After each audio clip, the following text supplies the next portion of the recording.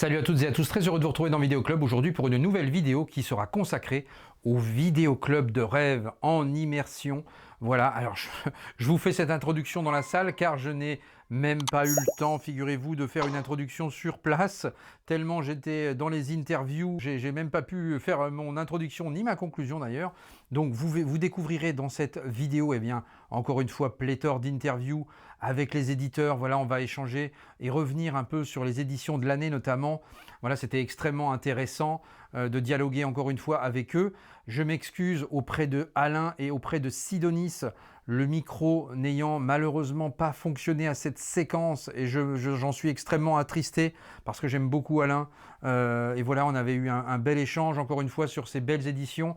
J'en ai profité pour lui prendre effectivement le masque du démon ici que vous découvrirez un peu dans la vidéo et sur une vidéo arrivage qui arrivera derrière. Mais voilà, il nous avait confié que sa plus belle édition de l'année, c'était Comte de Monte Cristo avec Jean Marais. Voilà, une belle édition. C'était l'une des éditions les phares de cette année 2025.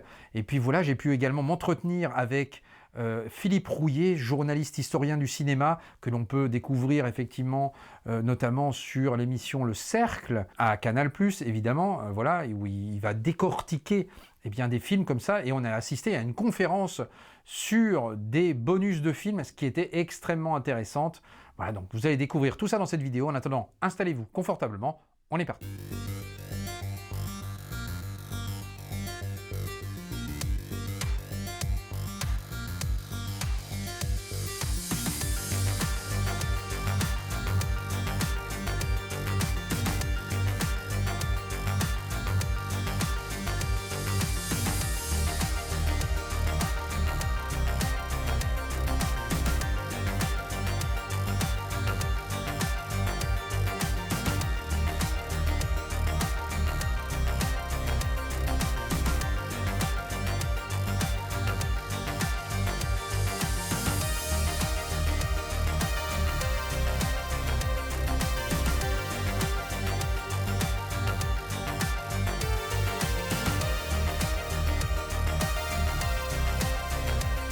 Allez, je me retrouve avec Karine d'Extra Lucide.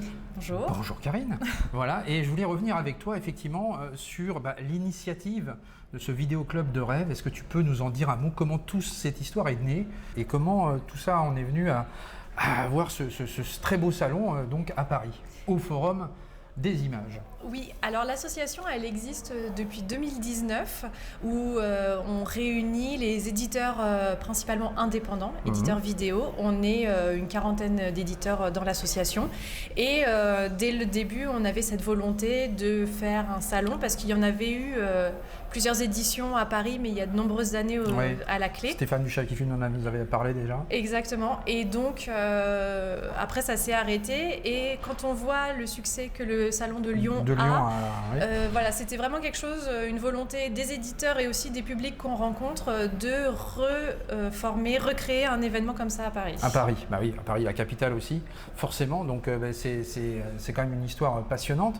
Alors j'avais entendu parler aussi l'appel des 100. Est-ce que tu sais ce que c'est que l'appel des 100 et pourquoi? Oui, alors l'appel des 85. L'appel des 85, excuse-moi. pour être précis. En fait, c'est le premier nom de l'association. Donc quand on s'est formé en 2019, c'était au moment où il y a eu des changements de directive au CNC, où il était question de supprimer les aides, les subventions allouées aux éditeurs vidéo pour tout basculer sur le numérique.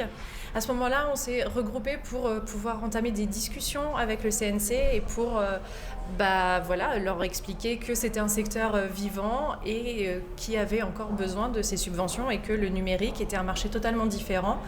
Les deux marchés ne sont pas en contradiction du tout, mais c'est pas la même chose. Donc on avait besoin toujours de garder ce budget pour aider les éditeurs.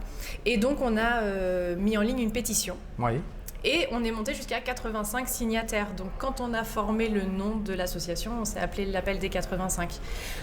Quand on a développé l'idée du salon et tout ça, on s'est dit l'appel de 85, c'est peut-être un petit peu obscur comme nom. On a voulu choisir un truc plus parlant. Donc c'est là qu'on s'est rebaptisé comme nom public Rêve, Réunion des éditeurs vidéo. L'appel des 85 restant le nom juridique de l'association. Bien sûr, le nom juridique, effectivement. Et puis le vidéoclub aussi, ça aussi. Donc il y a aussi un attrait par rapport au vidéoclub que l'on a connu et qui existe encore sur Paris, puisqu'il y en a encore deux. Oui. JM Vidéo et Vidéoclub de la Butte, avec Christophe également que je salue. Donc voilà, et ça aussi, c'est cet attrait-là, cette appétence pour le vidéoclub. Et c'est vrai que quand on rentre ici dans ce salon, c'est voir toutes ces éditions support physique et retrouver un peu l'esprit vidéoclub. Exactement, on est des éditeurs indépendants, donc vraiment on a la même économie. Alors on est plus ou moins petits indépendants, mais voilà, on a la même dynamique, la même passion et la même façon de travailler sur les titres qu'on sort. C'était important d'avoir cet esprit vidéoclub justement, et c'est aussi parce qu'on a une programmation parallèle avec la table ronde, l'enregistrement du podcast réalisé sans trucage, plus les 3 films, la programmation. Voilà, on voulait garder cet esprit, le mot vidéoclub, c'est cool. Oui, voilà, non, mais c'est vrai que c'est fédérateur. C'est fédérateur, effectivement. Et puis voilà, on a pu assister ce matin aussi au forum sur l'appétence et l'intérêt des bonus également. Et ça, c'était super intéressant aussi, donc c'était bien vu aussi d'en parler. On a pu échanger avec Philippe Rouillet également, donc c'était passionnant. Écoute, merci Karine pour... Merci à vous. Allez, on est au cœur du Vidéoclub de Rêve, ce nouveau salon. Un petit mot déjà pour commencer sur cette première expérience ici à Paris. Alors, c'est pas la première expérience. En termes de salon de support physique ? Ouais, il y a eu le point éphémère, il y a eu 2 ans, pendant le point éphémère pendant 2 ans. D'accord. Avec l'association Hors Circuit et la boutique Hors Circuit, c'était génial. C'était il y a 18 ans. Oui. Et il y a 10 ans ou 9 ans, il y avait eu un petit salon, une journée au cinéma La Clé. D'accord, voilà. Okay. Mais ça fait 8 ans qu'on n'a pas eu de salon, effectivement. Donc c'est quand même assez événementiel, j'ai envie de dire, parce que c'est quand même un peu la capitale du support physique ici. Bien sûr. Alors, 3 petites questions, Stéphane. La première, quelle est l'édition dont tu es la plus fière cette année ? S'il y a une édition que tu aurais envie de, vraiment par fierté, de mettre en avant, ce serait... Je sais pas du tout, honnêtement. Une ou 2, si tu veux. Non, mais on a sorti déjà Pulsion qu'on a sorti, là, donc voilà, de Palma. Mais bon, ça c'est facile à vendre, enfin on va dire. C'est facile à vendre, on va dire. Well, why don't you just talk about it? I'm sure it's not as bad as you think. It's very bad. And you're talking to an expert on bad. Oh, really? Now, what makes you such an expert? 'Cause I'm a hooker. Ah. And I've done most of the bad things you just read about. Oui, j'ai bien Mais compris. sinon, je préfère les films de la Nikatsu comme Star of David, V.C. Sevis. Oui. Des films vraiment plus durs à vendre comme Angel Girl, Classe Rouge. Ouais. Voilà, donc ça c'est déjà beaucoup plus dur à vendre, des films japonais comme ça, Inconnu au bataillon, c'est déjà beaucoup plus dur à vendre, donc beaucoup plus dur à... Voilà. Sinon il y a les films de Philippe Sedbon, bien sûr, Un dimanche de pluie, Mr. Frost, Oui. Lune de miel, qu'il a écrit. Oui. Et voilà, donc ça c'est intéressant, parce que ces films qui ont totalement disparu, surtout Un dimanche de pluie, qui est la version intégrale maintenant, qui ne sera plus du tout en télévision. Voilà, donc c'est des films intéressants. Après ça, je sais pas. Et Le Sud. Un super beau film qui sera bientôt au cinéma. Oui. Et c'est un film qui est merveilleux à voir, ça, voilà. D'accord. Qu'est-ce qui définit, en un mot, le chat qui fume ? Un mot qui pourrait regrouper un peu ça. Alors, nous, on dit souvent qu'on aime les films qui griffent ou qui grattent, comme un chat, parce que comme ça, voilà, c'est des films où il y a toujours un peu, il y a un peu de violence, un peu de sexe, un peu quelque chose de... Voilà, donc on aime les films un peu qui grincent ou qui font un peu mal, voilà. Donc que ça soit du Nikatsu, où il y a toujours du sexe, de la violence, ou de la baston avec les films de la HK, ou des thrillers un peu... c'est toujours des films un peu... Voilà. Un peu sulfureux. Un peu, on aime bien ce qui gratte et ce qui griffe. Qui gratte et ce qui griffe, c'est le chat qui fume, effectivement. Et pour conclure, une petite anecdote en tant qu'éditeur, que tu aurais envie de partager un truc dans toute ta vie d'éditeur, que tu aurais envie de le dire. Une anecdote, j'en ai 1000 anecdotes. Donc, si tu avais un truc. Ah non, mais là ça prend des heures à chaque fois. Là, donc, en plus, j'aurais bien un jour à écrire la bio de chaque film parce qu'on a tellement 1000 infos. Mais c'est ça aussi, le métier d'éditeur, c'est 1001 anecdotes. En fin de compte, quand tu rencontres beaucoup, toi on était avec Philippe Sedbon, le réalisateur, on rencontre beaucoup de gens, toi, donc au final, à chaque fois c'est des anecdotes, toi. Bah oui, c'est ça. Sur 20 ans, ça prendrait, je sais, il y en a tellement. D'accord. Il y en a tellement que voilà. Bon. Désolé. Mais c'est pas grave. Merci Stéphane. Merci.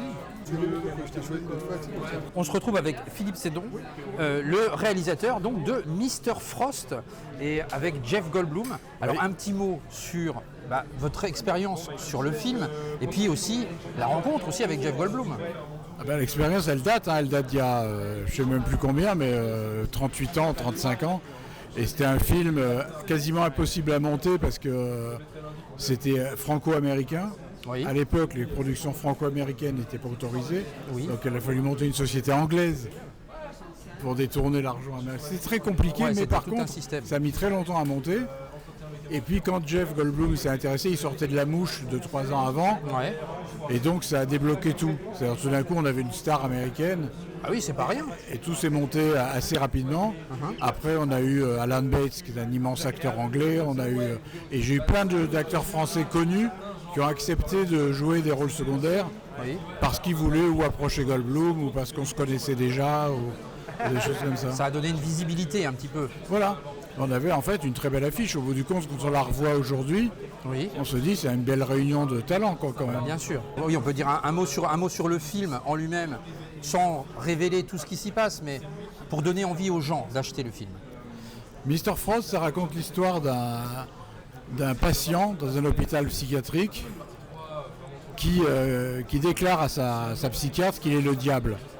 Et son but, en fait, son but final, c'est qu'elle l'assassine. Oui. Pour prouver que le diable est plus fort que tout, plus fort que la science, plus fort que la psychiatrie, plus fort que tout. Et donc, il prouvera qu'il est le diable, vraiment.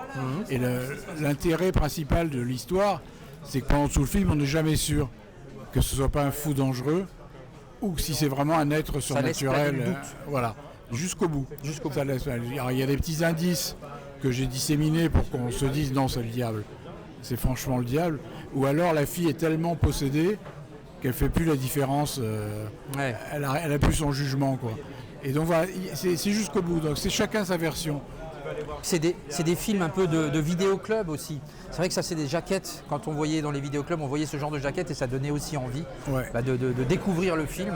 Mais Jeff Goldblum est formidable dedans. Il a longtemps dit que c'était son meilleur rôle. Et il était facile à diriger sur le tournage. Une fois qu'on s'est mis d'accord, oui. Ouais.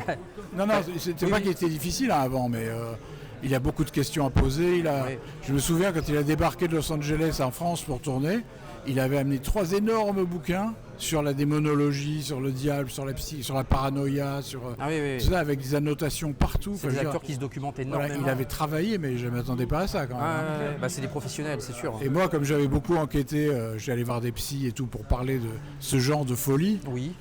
En fait, on s'est retrouvés sur plein de détails. C'est-à-dire qu'il ne m'a pas pris en traite, parce que quand il me posait une question, je savais quoi lui répondre. D'accord. Et ça l'a mis en confiance, en fait. Eh ben merci Philippe, merci beaucoup. Merci à vous. Allez, on se retrouve du côté de chez Potenkin, ici, avec Niels. Bonjour Niels. Bonjour. Tu peux nous dire un petit peu tes fonctions au sein de Potenkin? Eh ben, c'est moi qui ai créé tout ça. C'est toi qui es l'initiateur de tout ça. Je Donc, suis voilà. l'initiateur, exactement. Voilà. Et donc, Qui était la boutique, qui a d'abord été une boutique, qui est toujours à Paris, Oui. vers le quartier Canal Saint-Martin. D'accord. C'est bientôt les 20 ans d'ailleurs, en janvier. 20 ans de Potenkin. Et donc, comme quoi, effectivement, ouais. c'est une affaire qui Ça dure. avance bien, ouais. Et donc maintenant, je dirige aussi la partie Potemkin Film, qui est édition et distribution de films en salle aussi. Ouais, parce que vous accompagnez aussi les films en salle. hein. Il y a Tout à aussi fait. ce travail-là. Il n'y a Ouais, pas ouais. que l'édition à proprement parler. Il y a aussi Par l'accompagnement. exemple, il y a une actualité sur Herzog en ce moment qui est en salle et qui viendra par la suite en vidéo. Oui. Sur lequel on a déjà travaillé, mais on n'avait pas sorti pas mal de films en Blu-ray, donc il y aura des rééditions en Blu-ray notamment, des films Herzog. Ok. Et puis là, on a pas mal d'actualités de fin d'année. Oui, alors il y a l'actualité est chargée effectivement, avec cette sortie effectivement, incroyable sortie avec un coffret en bois de toute beauté qu'on a pu déjà apercevoir sur le forum ce matin. Voilà, hein, sur Et il y a ça à l'intérieur. voilà avec, Voilà, avec le le métal. Metal Pack. Le Metal Pack qui est à l'intérieur. Voilà, qui est Et il y absolument a un livre en superbe. plus, ouais. Voilà, avec un petit débossage ici, incroyable. Puis on a eu l'anecdote hein, sur le petit macaron ici là. C'était super intéressant. Et c'est vrai que ça c'est des éditions qui font plaisir pour tous les gens passionnés de support physique. Vous allez vraiment, parce que c'est vrai que de plus en plus on retrouve du collector maintenant sur les éditions et ça fait plaisir parce que quand il y a un vrai travail au-delà du simple film, là, Là, c'est sûr qu'on est loin juste d'un fichier ou d'un truc lu sur une plateforme. Voilà, la plus-value, elle est concrète. quoi. Elle est concrète. Que ce soit dans le fond des bonus ou dans l'objet en lui-même. Oui, bien sûr. On pousse la chose, voilà, c'est on bon. a pu en parler. Hein, Ouais. Les bonus sont extrêmement conséquents sur cette édition. Du reste, donc il y a vraiment beaucoup de choses. Comment ça vous est venu l'idée de créer ce packaging en bois comme En ça fait, c'est venu c'est la première édition, c'était un film qui s'appelle Aksan, qui est un des chefs-d'œuvre du cinéma muet et notamment l'un des plus grands films film sur la sorcellerie, D'accord. qui est vraiment qui raconte un peu l'histoire de la sorcellerie. Et on s'est dit que ça s'y prêtait. On voulait faire un truc original pour le mettre en avant parce que c'est un film qui était encore peu connu à cette époque. Et l'idée de faire un coffret en bois marchait bien avec l'idée à sorcellerie, faire une petite boîte comme ça, une boîte à sorcière. Et ça a très très bien pris. À la base, c'était qu'une exclue boutique, notre boutique et sur notre site internet. Et après, on a fait Nosferatu, on a fait Rashomon. On a une tradition finalement de boîte en bois. On a fait Guerre et Paix aussi. Et voilà, je crois que c'est donc le 5e ou 6e. Il y a un très beau Metal Pack aussi sur Nosferatu d'ailleurs. Tout à fait, ouais. Souvent les accompagne de Metal Pack. Oui, pas voilà. Toujours, mais la plupart du temps, Oui. Donc c'est vraiment un superbe travail. Bon, un mot sur les éditions. Quelle est la ligne éditoriale de Potemkin? Vous avez vraiment quelque chose de suivi ou vous pouvez aller un peu ça, fouiller un peu partout? Si on regarde un peu la table, on se rend compte que c'est divers. Oui, c'est assez divers, c'est pour ça. Parce que The House, qui est un film fantastique, pop, assez fou de fantômes japonais, qui était très rare en France pendant des années et qu'on a ressorti l'année dernière. Une édition que n'aurait pas renié Alexandre de chez Roboto. Ouais, tout à fait, oui, exactement, on a déjà parlé ensemble. En passant par un film d'animation qui est Rock Bottom, Caisse, pas le premier film, mais un des premiers longs métrages pour le cinéma de Ken Loach. Oui. Il y a des choses très variées, quoi. Et puis évidemment, un de nos auteurs Maison Chérie, qui est David Lynch, disparu il y a bientôt un an. Donc on n'a pas arrêté de célébrer toute l'année et on continuera à célébrer pendant encore longtemps. Avec encore ici du Lost Highway, du Twin Peaks. Voilà, et puis des belles découvertes comme ça, c'est important aussi de parler de choses qui sont, parce que c'est une cinéaste qui n'a quasiment jamais été diffusée en France, qui est Kira Muratova. C'est la soviétique mais du ukrainienne, et qui est entre la nouvelle vague, l'expérimental, c'est vraiment une œuvre très très riche. C'est ça aussi le travail très moderne dans sa forme et dans son fond. C'est aussi le travail des éditeurs d'aller dénicher aussi à l'étranger des choses un peu méconnues comme ça, de les mettre en avant aussi parce qu'il y a tellement de liberté dans le cinéma mondial. Il y a tellement de choses. Entre des films cultes et des découvertes et des raretés, c'est un peu là qu'on est. Et puis même jusqu'à un coffret sur Sakamoto qui est disparu il y a un peu moins de 2 ans, qui est un très grand musicien, homme du cinéma et de la musique. Et voilà, on a fait ce coffret de 3 documentaires. Quelle est l'édition dont vous êtes la plus fière cette année? Est-ce que ce serait Caligula par exemple? Il y en a une un peu, alors je ne sais pas si c'est la plus fière, mais en tout cas c'est celle qui va marquer un peu l'année. Il y a aussi Napoléon d'Abelgans. C'est quand même le coffret Napoléon. Évidemment. Qui est entre son histoire de la restauration par la Cinémathèque et l'importance et artistique de ce film, je pense que c'est un coffret qui fait déjà date et qui fera date. Bien sûr. Et parce que il y a des éditions moins riches que celle-là, si vous voulez découvrir le film plus simplement. Mais ça mérite vraiment d'être vu. Bien sûr. Mais c'est ça aussi, vous proposez, parce que après effectivement certaines éditions ont des coûts et on sait pourquoi. Parce qu'effectivement il y a tout un travail aussi derrière. Mais vous proposez aussi parfois des éditions plus simplifiées pour les gens qui ont un peu moins de budget. Là, on l'a en DVD simple et en Blu-ray simple qui est déjà d'ailleurs sold out ici, qui est déjà épuisé. Pour finir, une petite anecdote sur ou un mot qui définirait Potemkin. Si tu as un mot qui pourrait définir ta maison d'édition. La passion et l'indépendance. La passion et l'indépendance. Pas tout, mais c'est pas grave, c'est à la volée. Donc voilà, mais c'est bien. Non, mais voilà. Je te remercie. Je vous en prie, merci à vous. On se retrouve du côté de chez Roboto Film ici avec Alexandre. Bonjour Alexandre. Salut. Voilà, un plaisir de te retrouver ici. Première petit rapport sur ce salon ici à Paris, qu'est-ce que tu en penses? C'est génial, on voit plein de monde. C'est l'occasion de rencontrer le public parisien qu'on n'avait jamais eu l'occasion de voir. Oui, voilà, c'est l'occasion. Premier salon. Et puis de voir aussi tous nos collègues amis. Tous les confrères. C'est aussi un peu la réunion des éditeurs ici, et c'est ça qui est beau. C'est vraiment quelque chose qui me manquait très très fortement sur Paris et qui est enfin là, donc chapeau à l'organisation. Et chacun a sa place, j'ai envie de dire, et c'est ça qui est intéressant. Alors je vais faire un truc un peu différent de Lyon et je vais te poser 3 questions. L'édition dont tu es la plus fière cette année? En termes de boulot éditorial, je dirais sûrement le Kamen Rider Zeto et J, donc le bundle avec les 2 moyens métrages. Parce que en termes de packaging déjà, alors les films sont exceptionnels.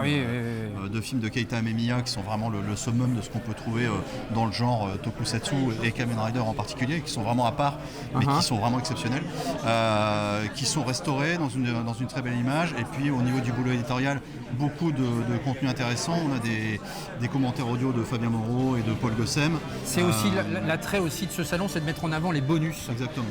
J'ai assisté au forum ce matin sur les bonus, et c'est vrai qu'il y a aussi un travail là-dessus qui est fait par rapport à beaucoup d'éditeurs, dont toi. Et ça, c'est vrai que c'est toujours intéressant aussi d'avoir tout ce travail-là derrière. Donc ça, c'était une belle édition, on est content de celui-là. Ok. Un mot qui définirait Robotofilm, en un mot, qu'est-ce que tu pourrais dire? Un ou deux mots? La curiosité.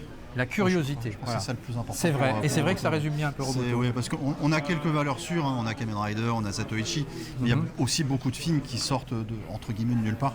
Là, tu vois, on a sorti cette semaine Lady Battle Cop, qui est une première mondiale en Blu-ray. Il n'est même pas sorti au Japon ce moment-là, pas encore en tout cas. Et puis c'est aussi ça, parce que tu as vraiment une connaissance sur les films japonais. Moi j'en connais certains évidemment, mais là tu dépasses de loin mes compétences. Et c'est vrai que voilà, ça me permet de découvrir aussi des choses. Et c'est vraiment intéressant. Et d'être curieux. C'est pour ça que la curiosité définit bien effectivement Roboto. Là-dessus, pas de problème. Et pour terminer, une anecdote autour... En tant que de ton métier d'éditeur, si tu as une anecdote à partager, un truc un peu improbable ou quelque chose qui t'a marqué durant ton jeune métier encore d'éditeur. Il y a quelques mois, à la Maison de la Culture du Japon, ici à Paris, il y a eu une journée Kamen Rider qui a eu lieu et ils ont passé certains des films que j'ai sortis. D'accord. Et le fait de les voir sur grand écran, d'être dans une salle avec des gens qui sont là pour voir ces films-là et que tu vois le logo Roboto qui s'affiche, ça fait quelque chose. Ça fait quelque chose. C'est vrai. J'avoue que j'étais vraiment particulièrement fier à ce moment-là de réunir dans une pièce des gens autour de films que moi j'ai été chercher et qui sont sortis et faire le travail de passeur encore une fois. Voilà, la transmission évidemment. Non, vraiment très content. Eh ben super. Merci Alexandre. Merci à toi. Merci, voilà. Et suivez donc Robotofilm. Vous allez découvrir pléthore de choses dans l'univers japonais. Là, c'est vraiment incroyable ce qu'on peut découvrir là-dessus. Donc merci encore. Encore merci à toi.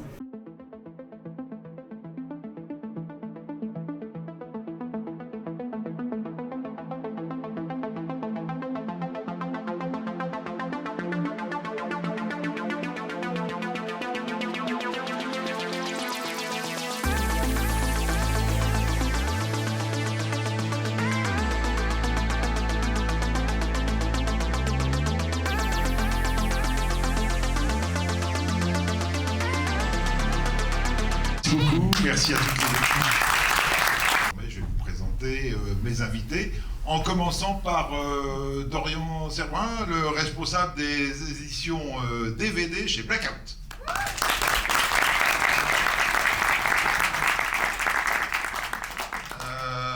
Natacha Bissoff, qui est responsable des éditions DVD chez Potemkin. Anaïs Guillon, qui est directrice de la distribution au Film du Préau, qui est une société spécialiste pour les films pour enfants et qui s'occupe aussi de l'édition DVD de ses propres films depuis 2017. Et puis Jérôme Ouibon, qui est le directeur des collections Nos années 70 et Nos années 80 chez Studio Canal, mais qui est aussi documentariste, archiviste et qui est consultant pour différents éditeurs vidéo. On peut le dire, c'est un scoop, il prépare actuellement un livre sur 50 ans de cinéphilie à l'heure de la vidéo. L'avantage du bonus, il y en a déjà deux. C'est qu'il n'y a pas de risque de divulgacher, puisque a priori le bonus se voit après la vision du film. Bon, il y a le cas de certaines qu'on appelle des présentations, mais encore, j'appelle toujours à la méfiance quand on voit présentation sur une édition vidéo, parce que des fois la présentation, c'est une demi-heure et ça spoil comme des cochons, donc c'est plus du tout une présentation, c'est en fait une analyse. Mais il y a aussi des gens qui font des vraies présentations, par exemple Jean-Baptiste Auré, McMahon, dans sa collection McMahon chez Studio Canal, il fait une présentation qu'on peut regarder avant, pour avoir un peu de contextualisation, et voilà. Mais les bonus qui sont des bonus d'analyse, d'interview, de tout ce qu'on va pouvoir, de ce dont on va pouvoir parler maintenant, ça vient après, et donc voilà, on peut parler dans le fond des choses. En plus avec des photos d'archives et des textes écrits pour le livre et des interviews pour le livre. Parce que c'est aussi ça, un glissement, j'allais dire, de l'édition physique. Au début, il y a eu timidement des petits livrets, qui était inséré, et plus va, plus là on voit un livre, chez Carlotta, je ne sais pas si notre ami Vincent est là, mais vous avez leur collection CUC, la coffret ultra collector, où il y a systématiquement un livre relié et les disques viennent s'insérer à l'intérieur du disque. Et donc là, vous proposez 3 montages, parce qu'il y en avait encore plus, mais vous avez sélectionné 3 montages, et dans le bonus que tu nous amènes, et ça c'est j'aime beaucoup Potemkin pour ça, quand ils font plusieurs versions, plusieurs montages, c'est le cas par exemple pour Nymphomaniac, il y a un bonus qui vient dire les différences entre les versions. C'est-à-dire que l'acheteur du DVD n'a pas à se coltiner lui-même, de prendre ce qu'il arrive de faire avec certaines éditions qui ne font pas ce travail, plusieurs écrans pour comparer. Parce que des fois, ces 3 scènes qui sont rajoutées, alors là c'est facile, on les voit, mais des fois, et c'est le cas de Caligula, et vous allez le voir, c'est pas des scènes en plus, c'est des plans différents. C'est des plans qui sont présents. Alors donc si vous n'avez pas les deux sous le nez, je sais pas, je vois le film une fois et après je vois une autre version, vous vous souvenez de rien, vous voyez rien. Là, il y a un montage qui va nous expliquer. Alors, vas-y, présente, c'est entre deux versions. Oui. Bah, en fait, Caligula, je pense qu'il y a une version par pays parce que quand c'est sorti, chaque pays a fait sa censure. Et on n'a pas mis 150 versions, on a vraiment choisi les 3 qui y sont. Il y a la toute première, il y a la toute dernière, et on a choisi d'en mettre une 3e qui est Io Caligula, qui est le montage, enfin le remontage fait par Franco Rossellini, donc neveu de Roberto Rossellini. Donc il y avait eu une copie censurée en Italie, et lui dans les années 80 a refait un montage, et ça nous intéressait de montrer celui-ci par rapport à d'autres, parce que Franco Rossellini, il était producteur exécutif, je n'ai pas le terme exact, mais il était sur le plateau, sur le tournage, il a géré tous les égos, donc c'était quelqu'un qui avait la connaissance du projet depuis le début. Et c'est ça qui était intéressant pour nous, pourquoi on a rajouté ce 3e montage, et qui est assez différent des autres. Après, bon, peu importe si on préfère l'un ou l'autre, mais c'était intéressant d'avoir ces 3-là. Et en fait, Caligula, c'était compliqué parce que quand donc l'Ultimate Cut, qui est sorti en 2023, qui était à Cannes, a fait grand débat. Parce que donc c'est Thomas Negovan, avec l'appui de Penthouse, qui est producteur du film à la base, ils ont retrouvé des rushs qui étaient perdus dans une cave, pour faire rapide. Et ils ont décidé de tout restaurer et de remonter le film en s'appuyant plus sur la trame du scénario de Gore Vidal, et aussi en repensant du coup le film plus à travers ses personnages. Donc on a ça a fait débat, parce que peut-être Tinto Brass, même si on ne connaîtra jamais son montage et on ne saura jamais ce qu'il aurait voulu faire, mais on connaît son univers. Et d'ailleurs, dans le coffret, on a mis un documentaire qui était inédit, Tinto Brass, qui raconte sa carrière et qui analyse un peu son cinéma, pour que les gens puissent comprendre entre les versions, même sans être historien, mais je veux dire, on voit ce qui est brassien, et notamment dans le premier montage. Et en fait, ce débat de dire ce dernier montage, il est scandaleux. En fait, de toute façon, comme il n'y aura jamais le vrai montage du réalisateur, tout montage a une légitimité. Et puis bon, là, c'est pas un mec qui a fait ça n'importe comment. Donc, on est quand même à 11h le dimanche matin. Il y a quelques nudités, mais je veux dire, par rapport à la version, c'est quand même moins hard. Donc voilà, c'est un extrait. Je dis pas que l'extrait est tout public, mais ça va, c'est pas hardcore.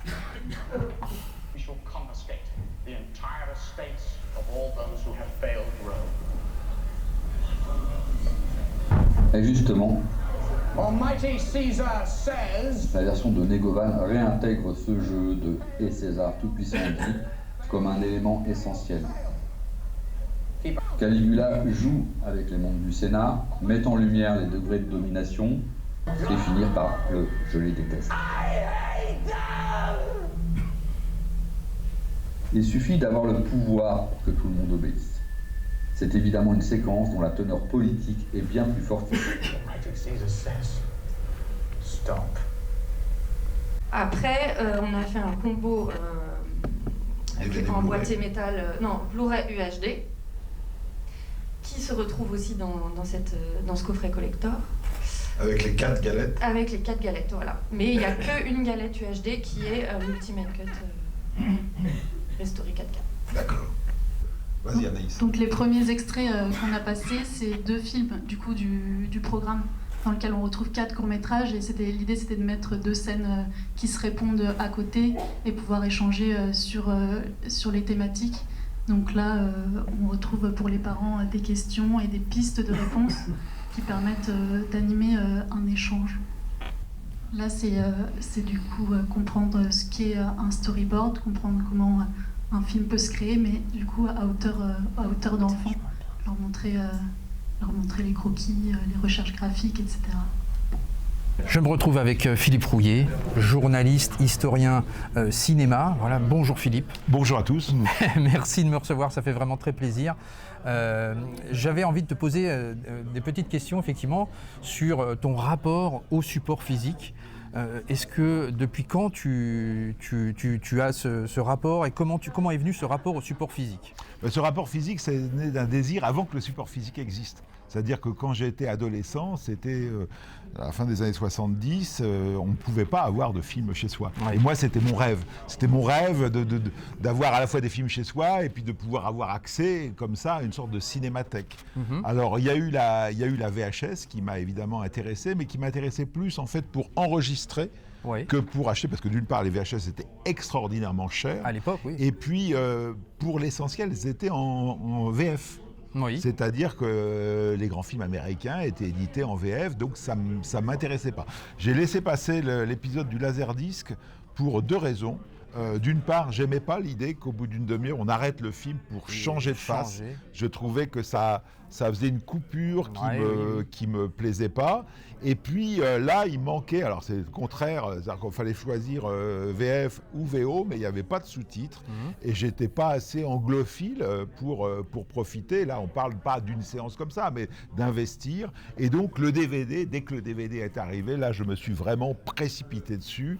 Et ça a été quelque chose de formidable, notamment grâce au bonus, parce que comme j'avais passé l'épisode Laserdisc, il n'y avait pas de bonus sur les VHS, et là, il y avait vraiment une culture du bonus. Ah, il y a eu commencé à avoir quelques petits bonus sur les Laserdisc quand même. Oui, mais comme j'ai fait l'impasse du Laserdisc, moi, j'ai pas connu ça, et donc, effectivement, c'est le Laserdisc qui est la matrice du bonus, mais moi, en tant qu'acheteur, j'ai fait cette impasse-là, et donc, c'est avec le DVD, et ce qui est intéressant, c'est que quand le DVD arrive sur le marché, il y a déjà une culture du bonus qui a justement été amorcée par le Laserdisc. Donc, les éditeurs, les réalisateurs, parce qu'il y a beaucoup de réalisateurs qui sont cinéphiles, qui avaient eux-mêmes des laserdiscs, qui savent ce qu'ils ont envie de faire, et donc les commentaires audio, c'est quelque chose qui existe et tout ça, et donc très vite j'achète beaucoup, et puis je vais plus loin, c'est-à-dire que comme je suis journaliste, j'impose dans mes supports des analyses de DVD, je deviens critique de DVD, et critique de DVD, c'est principalement critique de bonus. C'est-à-dire que je suis moins branché sur la qualité de la restauration. Ça m'intéresse, évidemment, quand ça ne marche pas et tout ça, on le dit. Mais je suis plus axé sur le film et ce qu'on va rajouter. J'ai créé Apositif, donc cette revue auquel je contribuais depuis très longtemps, la section DVD, avec comme mot d'ordre, on parle des bonus, pas du film, et comment les bonus ajoute à notre vision du film. Oui, ça ajoute quelque chose. Donc il ne s'agit pas de dire qu'il y a un entretien avec le réalisateur ou qu'il y a machin truc qui a fait une analyse du film. C'est qu'est-ce qu'il en dit ? Qu'est-ce qu'il en dit ? Est-ce que ça vaut le coup ? Et c'est vrai que vous arrivez chez le marchand de disques, vous voyez entretien avec truc, ça peut durer 5 minutes et être une espèce de featurette commerciale, comme ça peut être un entretien d'1 heure très fouillé. Donc, et à Mauvais Genre, l'émission sur laquelle j'interviens à France Culture, c'est aussi ça. On parle également des bonus et au besoin on peut faire venir. J'ai fait venir Jacques Audiard, Bruno Dumont, on a parlé des bonus ensemble. C'est quelque chose. Et après, j'ai suivi. C'est-à-dire qu'évidemment, le Blu-ray, et je me suis équipé en Blu-ray avec tout de suite l'idée qu'il y avait des suppléments qui étaient sur les Blu-ray qui étaient par ailleurs. Et je suis évidemment passé à l'UHD. C'est-à-dire que et l'idée, c'est pas d'avoir une collection de films chez soi, mais c'est d'avoir les films dont j'ai besoin. Et moi, je sais que, en tant que critique et historien de cinéma, tout d'un coup, je suis en train d'écrire, j'écris beaucoup la nuit. À 3h du matin, j'ai besoin de vérifier un plan chez Ford, chez Ozon, chez qui on veut. Et tout d'un coup, j'ai le film disponible et je regarde ce plan à ce moment-là.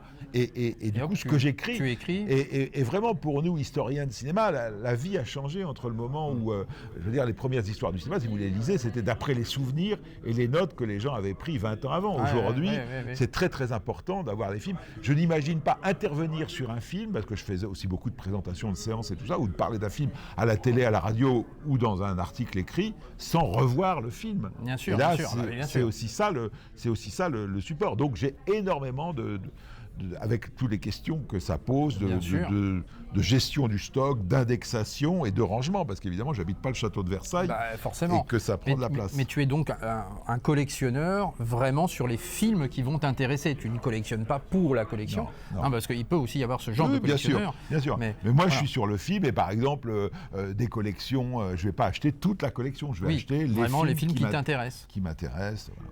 Tu es très attaché effectivement au bonus, et ça c'est vrai que c'est quelque chose, on a vu un peu sur le forum, d'expliquer aussi l'intérêt du bonus finalement sur une édition et de découvrir un peu les coulisses du film, comment le film s'est fait, avec quels moyens, etc. Et quand on connaît un peu tout ça, c'est vrai que ça donne une autre vision tout de suite au film. C'est ça le but. Et pour moi, c'est un prolongement, parce que je participe aussi à des bonus. Voilà. Et c'est un prolongement de mon activité critique.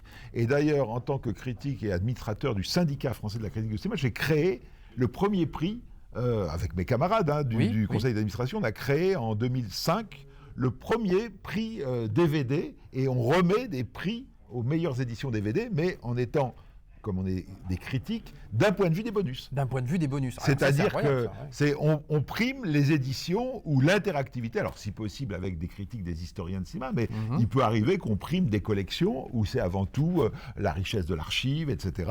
Mais jamais, même si c'est un film rare qui nous est arrivé, s'il n'y a pas une interaction des compléments suffisants, ils ne peuvent pas rentrer en lice. Mais chaque année, et donc on prime des coffrets, des films récents, des patrimoines et des curiosités. Il y a 4 catégories. 4 catégories. Oui, parce que tout d'un coup, patrimoine, évidemment, l'année où il y a tel film qui arrive dans une édition machin, il n'y a plus de discussion. C'est ça. Et donc c'est intéressant d'avoir quand même le coffret, parce que ça va être une autre approche, et puis la curiosité, où là on peut mettre un peu tout ce qu'on veut. Et c'est aussi important d'avoir un prix du film récent, parce que même si souvent c'est cette catégorie qui est la plus pauvre dans notre compétition, parce que les éditeurs sur les films récents ont moins le temps, les réalisateurs sont moins disponibles. C'est un paradoxe, alors qu'il y aurait toute une documentation qui serait là, si, comme de moins en moins il y a des making-of, des vrais making-of qui se font, il y a moins de matière, mais on encourage très fort les éditeurs à proposer, parce que c'est pas parce que le film est récent qu'il faut pas l'accompagner. Quel est pour toi le bonus le plus étrange que tu aies pu voir, si tu as un souvenir, vraiment un bonus comme ça qui t'a surpris? Alors le bonus qui m'a surpris, le plus surpris, c'est un bonus, c'est une interview de José Giovanni sur une vieille édition Studio Canal du Cercle Rouge. D'accord. Où en fait c'est une interview où il défonce le réalisateur du film. Ah oui, d'accord. Ça dure 5 minutes et il explique en quoi Jean-Pierre Melville est nul.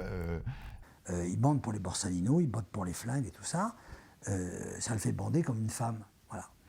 Mais c'est ça sa particularité à Melville. C'est un faible qui court après la force.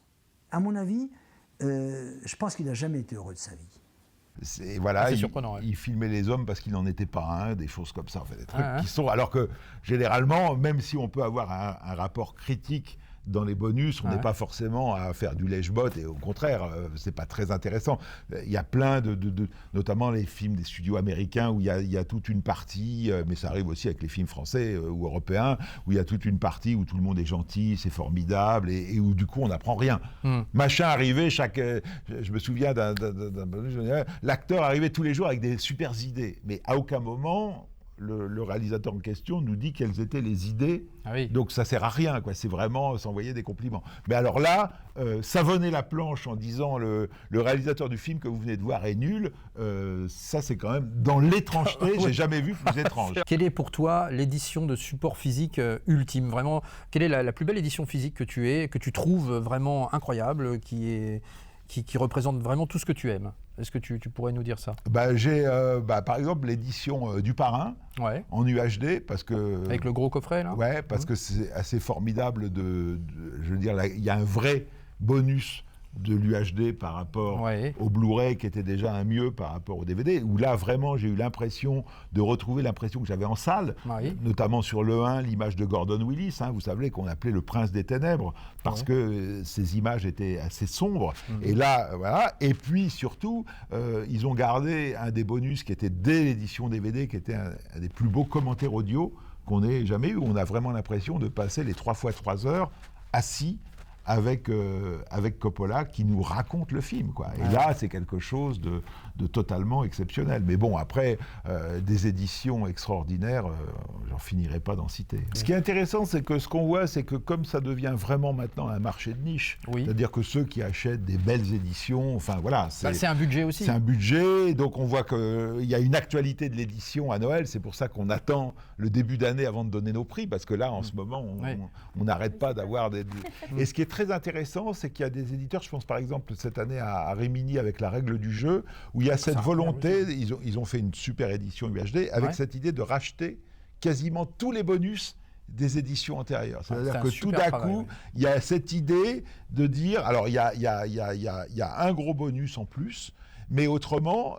Avec notre édition, vous pouvez vous débarrasser de vos anciennes éditions. Non seulement on vous propose le meilleur transfert possible pour le film. C'est vrai que la restauration est super. Encore mieux que quand ils l'ont sorti en individuel.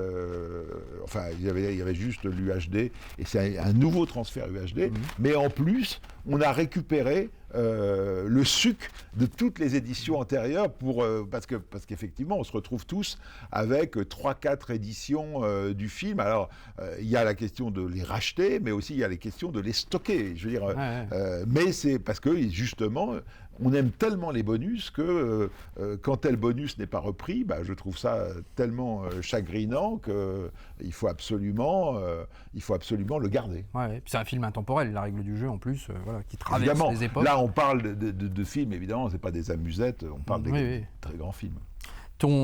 Allez, tu peux nous dire peut-être 2-3 de tes films fétiches. Qu'est-ce que tu pourrais nous sortir là? Moi, j'ai un film fétiche qui est 2001 Odyssée de l'espace, qui est le film qui a décidé ma vocation de critique de cinéma. Voilà, oui, c'est intéressant. Donc, c'est un film que j'ai dans tous les formats. Open the pod bay doors, please, Hal. Open the pod bay doors, Hal. I'm sorry, Dave. I'm afraid I can't do that. What are you talking about, Hal? This conversation can serve no purpose anymore. Goodbye. Et j'attends le bonus suprême qui serait les premières minutes du film que Kubrick a coupé. Mais il a coupé après la première exploitation. C'est-à-dire qu'au bout d'un jour ou deux, il a été dans les cinémas couper l'introduction du film. Et cette introduction, on sait qu'elle existe dans une sorte de Fort Knox. C'est un réalisateur encore assez mystérieux finalement, bien sûr. Stanley Kubrick. Et aucune édition au monde ne la propose. Et il y a cette volonté de ne pas la proposer, mais je pense qu'il y a un moment où ça va popper. Alors là, ça ne peut pas être volé parce que parfois, par exemple, si on parle de Kubrick, Fear and Danger, qui est son premier long métrage, de son vivant, il avait dit, moi, je considère que ce film est une erreur de ma part, une tâche dans ma filmographie, donc je refuse de l'éditer. Mais ce qui s'est passé, c'est qu'au fur et à mesure, les copies n'étant pas toutes détruites, le film s'est retrouvé sur YouTube, en fait. Et dans des copies dégueulasses, parce qu'évidemment, c'est des gens qui ramassaient ça et qui ne faisaient pas de restauration. Donc, à sa mort, ses ayants droit ont décidé de dire, puisque le film que Stanley ne voulait pas qu'on montre, il est quand même là partout sur Internet, on va nous l'éditer en faisant un vrai travail de restauration, un vrai travail propre. Mais il y a encore énormément de choses à faire. Et par exemple, là, je me félicite que Eyes Wide Shut sorte chez Criterion dans un nouveau transfert qui a été supervisé par Larry Smith, qui est le chef opérateur. Et enfin, on retrouve les couleurs d'époque. Parce que moi, je veux dire, j'ai l'âge, effectivement, d'avoir vu à sa sortie Eyes Wide Shut, de l'avoir vu plusieurs fois en salle, d'avoir travaillé dessus comme critique.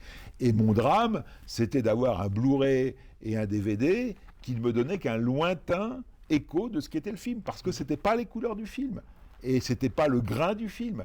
Donc, c'était un aide-mémoire, ça me permettait de le revoir, de travailler dessus et tout ça. Mais il n'y avait pas le plaisir de la vision, alors que maintenant, avec ce Criterion, j'ai plaisir à revoir le film chez moi, pas seulement pour travailler dessus, mais le plaisir de le revoir, de le montrer à quelqu'un.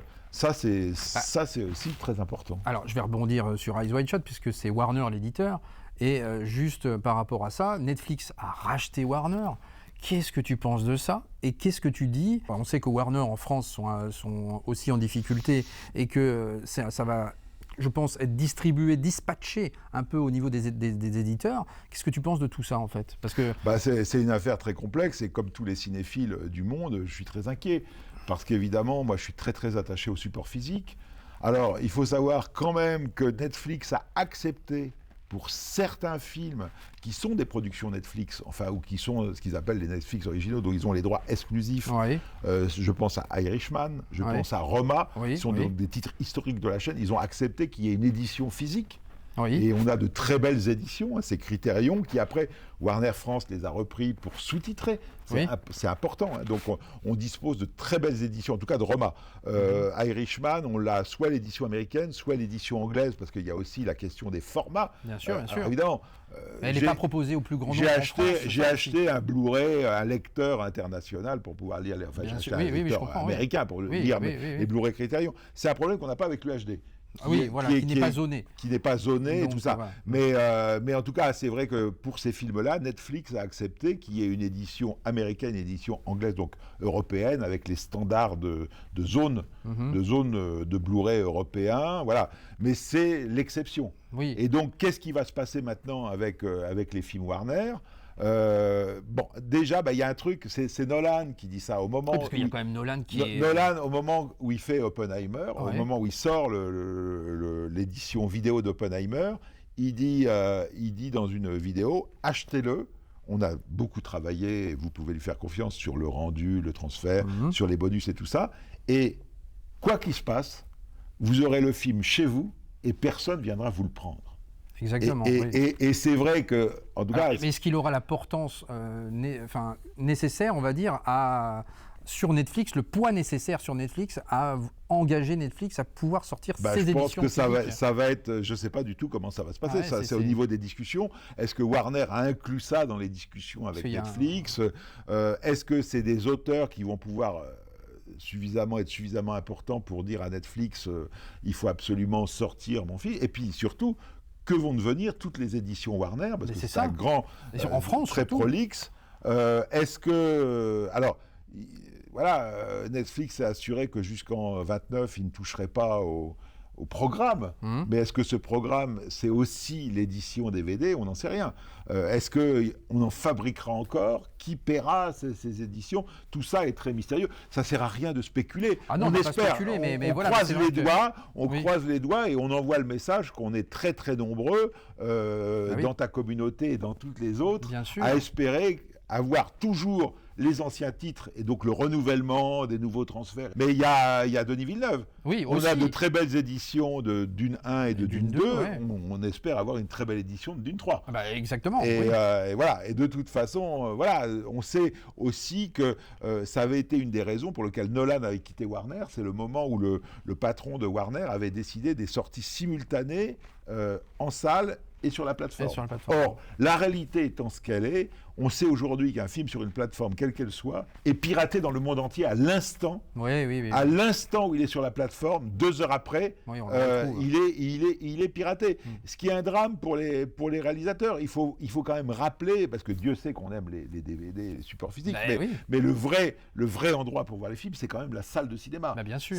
Et donc, c'est moche si on vous vole ce moment de la salle de cinéma. C'est-à-dire que Dieu sait que quand je vois un film, j'ai hâte, après, si le film me plaît, d'avoir un Blu-ray, un 4K à la maison, mais il faut quand même laisser le temps à profiter de ce moment de la salle. Et d'ailleurs, je retourne régulièrement voir en salle des films que je peux avoir chez moi, parce que c'est une autre expérience. C'est une autre expérience. C'est un autre moment. Et donc, ce sera une discussion, évidemment, entre Netflix et Warner.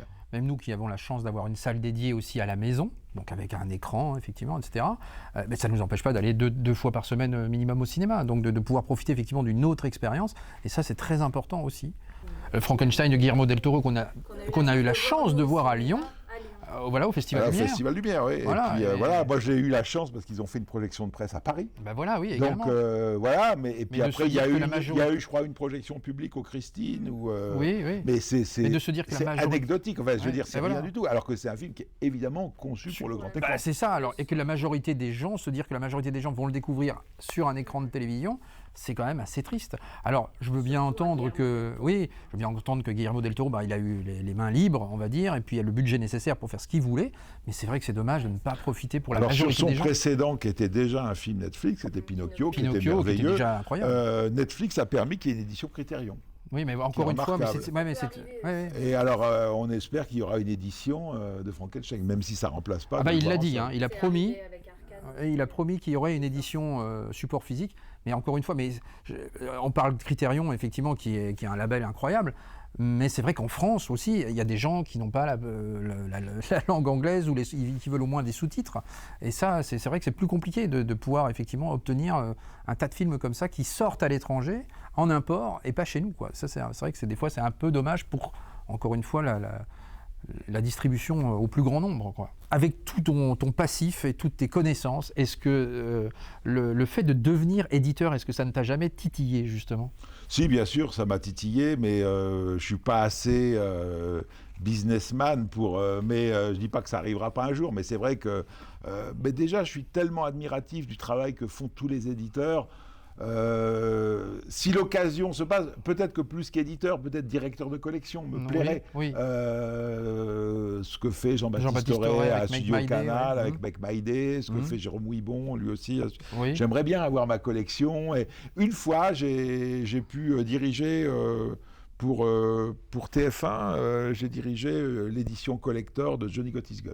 Ah oui, d'accord. Okay. Et on m'a laissé les clés du camion, c'était avec Silverway, et on m'a laissé choisir l'interactivité. J'ai pu acheter un reportage, un film sur Donald Trumbo, mais j'ai pu aussi mener des entretiens neufs, et évidemment, c'était un vrai bonheur de faire venir Pierre Rissian, Bertrand Tavernier, paix à leur âme, qui à l'époque était attaché de presse du film. Et je me souviens de Bertrand qui me dit « Mais tu sais, j'ai encore le dossier de presse que j'avais fait. » Et dossier de presse fait par Bertrand Tavernier, c'était comme un petit livre. C'était pas simplement 3 mots des acteurs et du réalisateur. Il me dit, je peux le retrouver. Et moi, je lui dis, mais est-ce qu'on pourrait pas en faire un facsimilé ?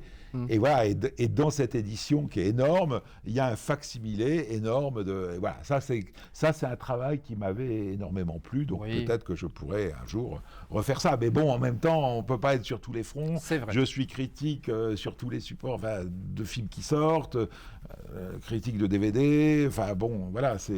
C'est toujours un peu difficile d'être jugé parti aussi, quoi. Oui, c'est vrai. En tout cas, je te remercie, Philippe, pour cet entretien. Ça m'a fait très plaisir. Et puis, voilà, j'espère que vous allez en profiter également. Allez, bon film, bon DVD, bon Blu-ray. Voilà, et achetez du support physique. Voilà. Je me retrouve avec Charlotte et Dorian. Bonjour Charlotte et Dorian, de chez Blackout. Voilà, et je voulais que tu nous dises, alors je sais pas, qui veut parler, qui veut prendre la parole, peu importe, portez bien le micro. Voilà, déjà un mot sur cette société Blackout. C'est la première édition qu'on fait, c'est le premier salon qu'on fait, pour le coup. Voilà, on ne vient pas habituellement. Premier retour depuis longtemps. Et donc Blackout, c'est une société qui existe depuis plus de 15 ans, qui est détenue par une entreprise qui s'appelle Le Meilleur du Cinéma et qui a vocation à éditer donc, les films en DVD, en Blu-ray et en 4K de nos principaux actionnaires qui sont aussi des distributeurs salles. Oui. Donc en fait, on édite l'intégralité du line-up d'Hauecourt, le line-up de Paname, une partie du line-up de Bac, une partie du line-up du Losange, une partie des films de Dulac, principalement des nouveautés. Exactement. Voilà, présence de Soderbergh et on était au festival de Gérardmer, vu en avant-première, et on a pu discuter avec Michael des éditions du Lac, voilà, et on avait échangé effectivement sur présence. Et ben c'est exactement ça. Ah ben voilà, et c'est vraiment un film super intéressant si vous ne l'avez pas vu, présence de Soderbergh, donc chez Blackout, je vous le recommande absolument. Voilà, avec en Blu-ray et en DVD. En Blu-ray, en DVD, avec le point de vue effectivement, c'est une histoire de fantôme, mais avec le point de vue du fantôme, et ça c'est vrai que c'est assez bien fait et bien vu de la part de Soderbergh. On avait beaucoup aimé avec Charlotte, donc effectivement, présence est intéressant. Je te laisse poursuivre. Du coup, on est une société d'édition qui fait principalement de la nouveauté. Oui. Et j'ai tendance à dire qu'on fait en fait une grande partie du cinéma indépendant qu'on édite sur support physique.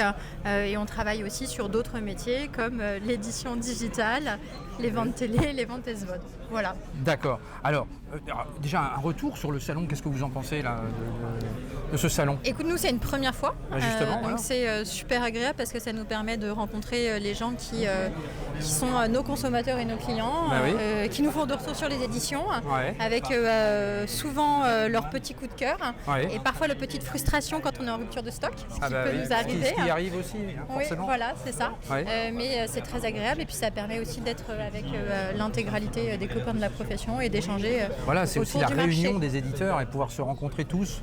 Vous, en tant qu'éditeur, c'est vrai que c'est aussi intéressant. Exactement. Voilà, c'était une belle initiative, effectivement, qui a lieu avec ce salon. Puis on va parler aussi de vos films. Donc, on va déjà commencer. Voilà, il y a de quoi faire. Voilà, donc la zone d'intérêt ici, donc qui est sortie en 4K. Exactement. Voilà. C'est le premier 4K qui a été sorti par Blackout et le premier, mais pas le dernier. Voilà. Il y a un autre 4K qui arrive bientôt. Faut effectivement avancer sur la qualité aussi, effectivement, et le 4K c'est quand même le meilleur moyen aujourd'hui, finalement, de découvrir avec la qualité d'image que l'on peut avoir d'un film, donc effectivement. Donc ça c'est un film effectivement qui a marqué les esprits, la zone d'intérêt, c'est une belle sortie. C'est une très belle sortie qu'on a découvert à Cannes, pour le coup, et sur lequel on s'est positionné très rapidement pour pouvoir le sortir donc en DVD, en Blu-ray, en 4K. Ouais, c'est aussi ça le métier d'éditeur, c'est être à l'affût de ce que vous pouvez obtenir comme ça, et d'aller voir des films en salle et de se dire tiens. D'aller voir des films en salle, de lire des scénarios et d'être vraiment très proactif sur les acquisitions pour pouvoir sortir les supports physiques. Alors, il y a également un superbe documentaire ici sur Michel Legrand, le grand compositeur français. Voilà, ça aussi, c'était une belle idée aussi de sortir ça finalement. C'était une super édition, peut-être je te laisse en parler. Oui. Non, mais c'était une édition très riche. On a beaucoup travaillé avec le réalisateur du film pour essayer de faire un vrai travail autour de son documentaire et aussi autour de la figure de Michel Legrand. D'accord. Donc nous, on a fait plutôt un travail qui est plus lié à toutes les images d'archives ou tout ce qu'il a en scène coupée, parce qu'en fait, il n'a pas pu tout mettre dans son film et du coup, il y a vraiment une matière foisonnante qu'on a pu proposer en plus au sein de l'édition. Et après, on a agrémenté un peu de petits goodies avec des cartes postales qui reprennent des photos emblématiques avec Michel Legrand. On a mis une partition sur la Digipack, une partition qui a été scannée pour les besoins du Digipack. Et après, j'ai un petit vide. Je sais qu'on avait fait. On a livré, Et surtout, le gros plus de cette édition collector, c'est que effectivement David, qui est le réalisateur, qui a bossé pendant 7 ans pour que ce projet existe, avait encore des dizaines et des dizaines d'heures de rush. Et il a décidé de faire un bonus qui s'appelle le film du film vu par le réalisateur du film. Donc vraiment l'introspection complète autour pour avoir un bonus de qualité qui est disponible uniquement sur cette partie, sur ce support collector. C'est une belle édition en tout cas. Et puis comment ne pas parler de 2 animés avec Mars Express et Sauvage. Ça, j'aimerais qu'on revienne là-dessus aussi parce que Ça, c'était effectivement des belles sorties aussi. Mars Express, voilà, super animé. Donc si tu peux nous dire un mot aussi sur cette belle sortie. Effectivement. Il y avait un collector aussi. Il y avait un collector. La force de Blackout, que tu es l'un des chanceux à posséder puisqu'il est en rupture de stock. Je le sais bien. Ça fait partie des questions qu'on nous a posées aujourd'hui. Effectivement, la richesse du catalogue Blackout, c'est de travailler sur des films sales, sur des documentaires, et on a aussi pas mal d'animations, dont Mars Express. Du coup, peut-être tu en parles toi. Oui. Non, mais Mars Express, ça a été une expérience assez incroyable parce que ça a été très collaboratif avec toute l'équipe du film. On a rencontré le cinéaste, le scénariste, le directeur artistique, le producteur, et Alex Pilot, qui a fait un vrai making-of de 4 heures, un tournage fleuve sur toute la production du film, et qui est un document assez incroyable aujourd'hui dans l'édition vidéo en France, et qui permet d'approfondir et de découvrir le métier de comment on fabrique un film d'animation en France. C'est super intéressant. C'est un vrai document à la fois pédagogique, d'archives et d'enrichissement personnel. On n'a pas idée du travail que ça représente de créer un animé en fait. C'est ça, Des fois c'est même plus impressionnant que de faire un film. En fait on a l'impression, parfois c'est vrai que c'est encore plus long. C'est très long. 5 ans de production. 5 ans de production, c'est énorme effectivement. Donc Mars Express, jetez un œil effectivement si vous n'avez pas vu cet animé incroyable. Chris Roy Jacker vous attend dans votre bureau. Aline Ruby, Carlos ne vous a pas fait entrer? Ah oui, lui aussi mise à jour. C'est ma fille, June. Elle a disparu et sa camarade de chambre aussi. Sa chambre est au campus Alan Turing.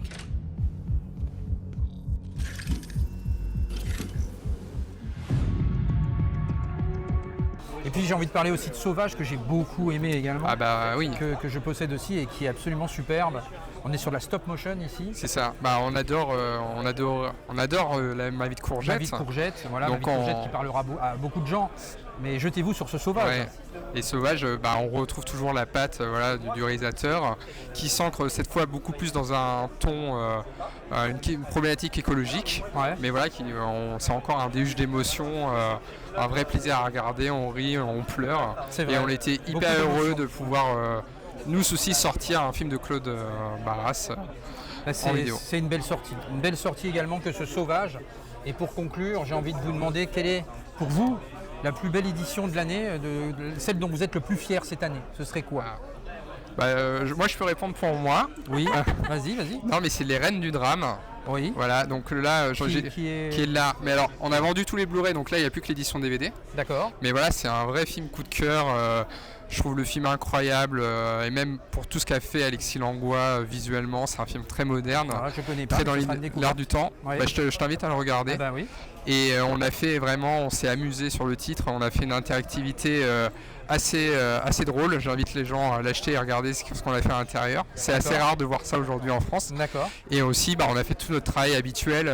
Vu que c'est une comédie musicale queer, on a fait un entretien avec le cinéaste, on a mis un karaoké, on a remis les clips dans le film. Oui. Et on a fait aussi, pour l'édition spéciale Fnac, la bande originale sur CD qui n'est jamais sortie en format physique, avec le livret de parole. Voilà. D'accord. Donc un vrai travail pour soutenir la sortie du film en vidéo.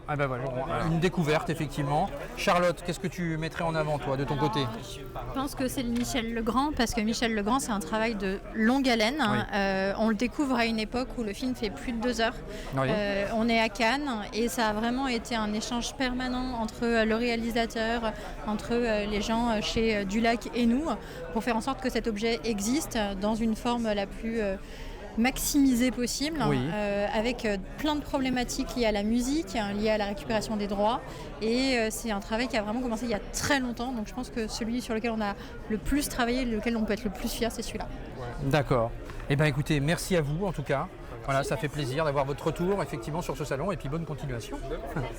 Et on se retrouve du côté de chez les gardiens du cinéma avec Sylvain. Bonjour Sylvain. Bonjour. Comment ça va Sylvain? Très bien, fatigué toi? Ouais, ça va, un petit peu fatigué aussi, mais bon, voilà, c'est vivant au moins. Voilà, cool. Ça fait plaisir d'être ici. Ouais. Après Lyon, Paris. Voilà, après Lyon, Paris, effectivement, l'initiative effectivement de ce vidéoclub de rêve qui est incroyable. Et puis voilà, encore une fois, c'est la réunion des éditeurs. Exactement. Et ça fait plaisir. Voilà, vous pouvez échanger échanger, rencontrer. Entre passionnés. Entre passionnés. Alors j'ai envie de te poser 3 petites questions, Sylvain. Je t'en prie. La première d'entre elles, c'est... Est-ce que c'est une question de rapidité ou est-ce que j'ai mon temps?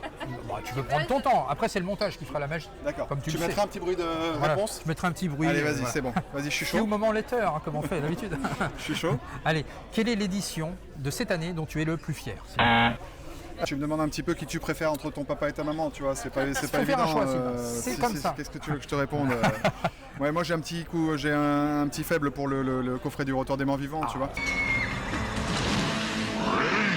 Voilà. Et d'ailleurs, pour la petite histoire, y a quelqu'un qui est venu et qui est passé au stand là, était la personne qui m'avait envoyé le film sur la chaîne à l'époque en DVD.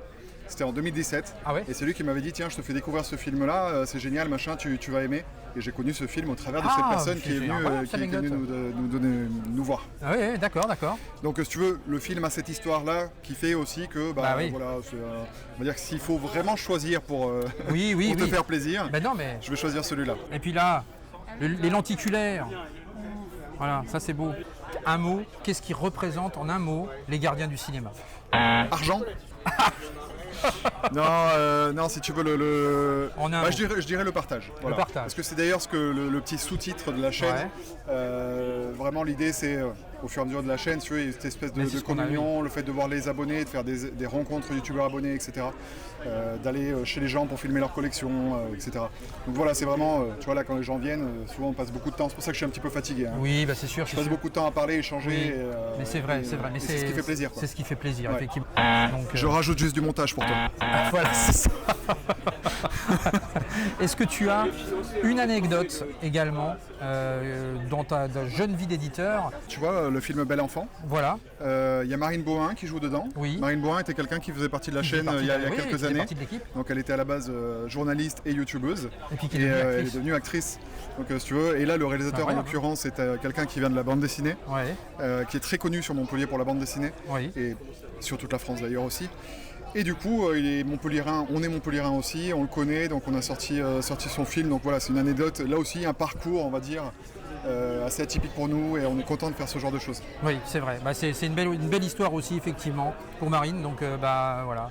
Effectivement, Belle Enfante. Si vous n'avez pas encore vu ce film, bien évidemment, voyez-le, parce qu'effectivement, c'est toujours intéressant de découvrir aussi des choses comme ça, des fois un peu moins connues parfois. Exactement. Et voilà, ça fait partie. Petit film indépendant, auto-budgété. Auto-budgété. Et puis allez, on va parler effectivement donc de l'univers d'Isotron ici. Donc la sortie du moment, j'ai envie de dire, chez vous. Exactement. Voilà, qui est incroyable aussi à découvrir. Il y a 4 animés, c'est ça. Exactement. Il y a 4 animés, effectivement, que je vais m'atteler à découvrir parce que je ne les ai pas encore vus, d'où l'intérêt de l'achat. Animé pour adultes, si je peux me permettre. Oui, animé pour adultes. Pas avec entre les mains des enfants. Avec une patte graphique particulière. Oui, exactement. Il y a beaucoup d'aquarelles. C'est vraiment atypique dans la proposition. C'est quelque chose que je pense que tu n'auras probablement peut-être jamais vu, tu vois. Il a son style vraiment bien amené. Oui, j'ai déjà vu les bandes annonces, effectivement. Moi, j'ai adoré tout de suite avec l'ambiance générale. T'as adhéré direct. Et comment c'est venu la rencontre alors justement? Eh ben écoute, il suivait les Gardiens du Cinéma, la chaîne. Ah ouais, voilà. Et en fait, il a commenté dans des vidéos. Et puis un jour, il m'a dit tiens, viens voir mon travail à l'occasion. Il m'avait envoyé le lien sur YouTube d'un de ses courts-métrages. J'ai dit c'est génial ce que tu fais. Et du coup, on a commencé à discuter comme ça. Et puis de fil en aiguille, voilà, on en arrive à sortir son travail en haute définition. On est très fiers. Et puis lui est content, quoi. Voilà, c'est une belle fierté, effectivement. Merci Sylvain. Avec plaisir. Allez, on est du côté de chez Rimini avec Jean-Pierre. Bonjour Jean-Pierre. Bonjour. Comment ça va? Comment se passe ce salon? Ça se passe très bien. Voilà. C'est pour une première édition parisienne, c'est formidable, très très bien. Ah voilà, donc il y a de bons retours, de bons échos, effectivement, il y a eu du monde, il y a du passage, ça draine et c'est toujours intéressant. Alors je vais te faire 3 petites questions. Je vais déjà te demander quelle est ton édition dont tu es la plus fière cette année? C'est difficile, Jean-Pierre. Je dirais peut-être la règle du jeu. Dont on a parlé, figure-toi, avec Philippe Rouillet tout à l'heure. Ah d'accord. Parce que j'ai pu interviewer Philippe Rouillet. Et du coup, on a parlé de la règle du jeu. Et c'était aussi, on a parlé du travail de restauration, etc. Et de ce que tu as fait avec ça. Et c'était formidable. Parce que déjà, la copie est magnifique. Oui. J'ai réussi, grâce à Jérôme Ouibon, à trouver pas mal de suppléments à l'INA. Donc j'ai 4 heures de suppléments supplément sur le film, un supplément que j'ai fait moi-même aussi en interviewant un enseignant de Lyon. Mais il y a beaucoup d'archives avec François Truffaut, c'est ça, comme ça, Jean Renoir lui-même évidemment, et puis un livre signé Charlotte Garçon des Cahiers du cinéma. Donc je suis content de beaucoup d'éditions, mais je pense que j'ai un petit coup de cœur pour La Règle du jeu, qui est en plus un film que vu, revu, que j'adore. Et c'est vrai que le travail de Jérôme Ouibon est important aussi. Oui, très important. Parce qu'effectivement, il va rechercher comme ça des archives qu'il va pouvoir après vous transmettre. Et c'est vrai que ça, c'est super intéressant comme travail. Donc, première des questions réussies, mon cher Jean-Pierre. La deuxième, est-ce que tu aurais une anecdote dans ta vie d'éditeur comme ça, à partager quelque chose que tu aurais comme ça envie de dire dans tout ce que tu as connu au niveau de tes éditions, au niveau de tes rencontres? Est-ce que tu as quelque chose comme ça que tu aurais... Spontanément, comme ça c'est difficile, je le sais. Mais revient comme anecdote, alors qui est récente pour le coup, mais qui peut être amusant, c'est que je viens de faire une interview avec Josiane Balasco pour une édition des Keufs. On sort là, et si vous vous souvenez du film des Keufs, elle incarne une femme flic infiltrée dans le milieu des prostituées, donc elle a un look pas possible. Et elle nous a raconté que tout ça lui a été inspiré par une vraie femme flic, et un jour elle va dans son salon de coiffure à Paris, et puis elle va rentrer, mais qui est vraiment quelqu'un de distrait, et elle dit mais qui c'est cette femme? Et en fait, dans le salon, on lui dit, bon c'était il y a longtemps, on lui dit c'est une femme flic qui est infiltrée dans le milieu du trafic de drogue et tout ça. Et donc elle a sympathisé avec cette femme flic, et il y a plusieurs éléments dans le film qu'elle a emprunté à cette femme flic, cette façon de se comporter. Il y a un moment dans le métro par exemple, elle est emmerdée par 3 sortes de skinheads, etc. Elle est emmerdée. Au bout d'un moment, ils veulent pas se calmer, elle sort le flag et les menottes. Elle raconte que c'est une anecdote que lui a raconté cette femme flic. Pareil, une robe de soirée, sapée pour aller à l'opéra. Elle s'est servie comme ça de plein de choses. Et elle est pareil, il y a des mecs qui viennent un peu la chercher. Donc de son petit sac à main, bien très classe parce qu'elle allait à l'opéra, elle sort un pétard. Et le mec, on va peut-être se calmer là les gars.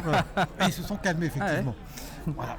Ok, et puis pour terminer, un mot qui définit en un mot Rimini. Qu'est-ce que tu pourrais dire en un mot?